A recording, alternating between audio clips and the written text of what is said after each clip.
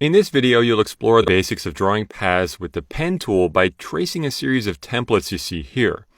So with Illustrator open this file from the practice files if you want to follow along.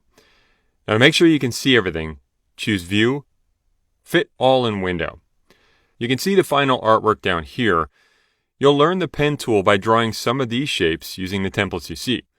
You'll start by drawing this one. To zoom into that artboard, choose 1 from the Active Artboard menu in the Properties panel.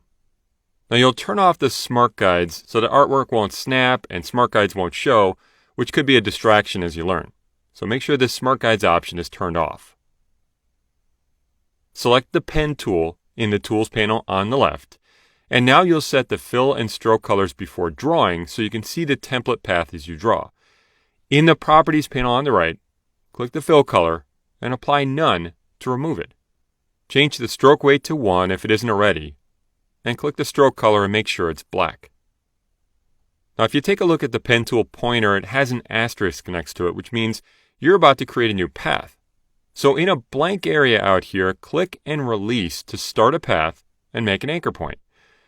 Then move the pointer and you'll see this rubber band or preview of what the path will look like if you were to click. So move the pointer over, click and release. To stop drawing, press the Escape key and you've just created a line. So let's practice a little bit by drawing these teeth. Starting here on point 1, click and release to start a path. Then click point 2, release the mouse. Then click point 3, release. Keep clicking and releasing on each point.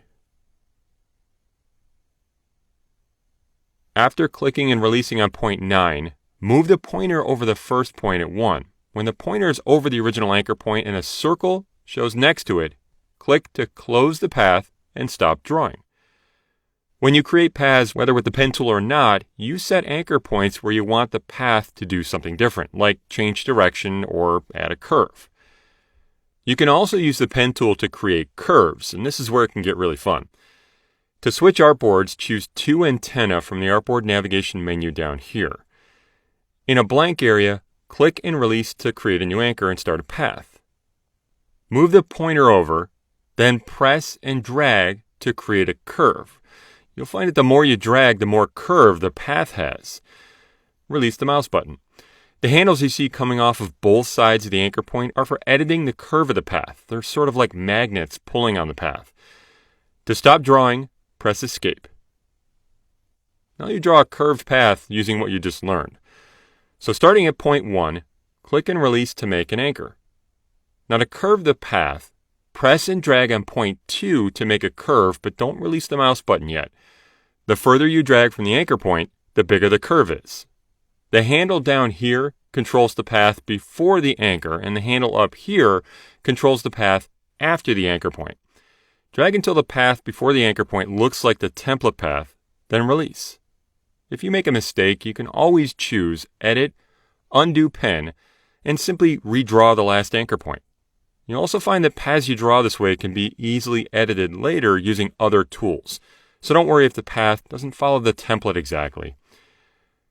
Press and drag on point 3. Drag until the path before the anchor point looks like the template. Then release. Press and drag on point 4 and release. Press and drag on point 5 and release. When you come to point 6, simply click and release. Now to stop drawing a path, press the Escape key. If you want to practice, you can pause the video and draw the antenna on the right. Otherwise, we're going to keep going. So now you'll draw another series of curves that look a little different. So choose 3 Mouth from the Artboard navigation menu down here. This time you'll start by drawing a curve so the path has a little bit more curve. So from point 1, press and drag to the right. Release when the handles look something like this. Then move to point 2, press and drag from point 2, making sure the path before the anchor point looks good, then release. Now if you move the pointer around, the path preview shows that the path would be a curve because of this direction handle, but we need the path to completely change direction at this anchor. So you can split direction handles so they go in different directions and create a corner. Move the pointer over the end of this handle, press Option on Mac or Alt on Windows, and drag to split the handles. You want to drag in the general direction of where the path is going to go next, down here.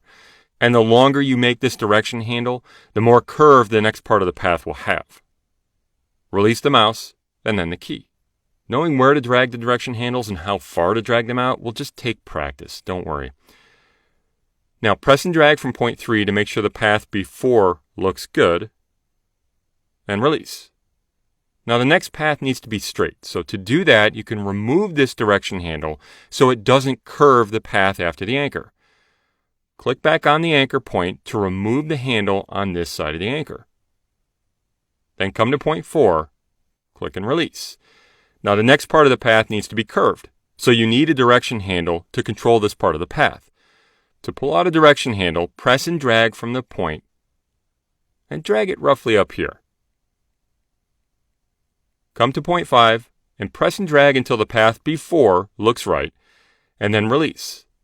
Now to split the handle so you can make a corner so it looks like this part of the path, press Option on Mac OS or Alt on Windows and drag the end of the handle down. Release the mouse and then the key. To close the path we're creating, move the pointer over the first anchor point you drew, and the pointer will show a circle next to it, which means if you click, the path will close. Press and drag from the original anchor point to the right until the path looks right, then release. To turn the Smart Guides back on for later lessons, choose View, Smart Guides.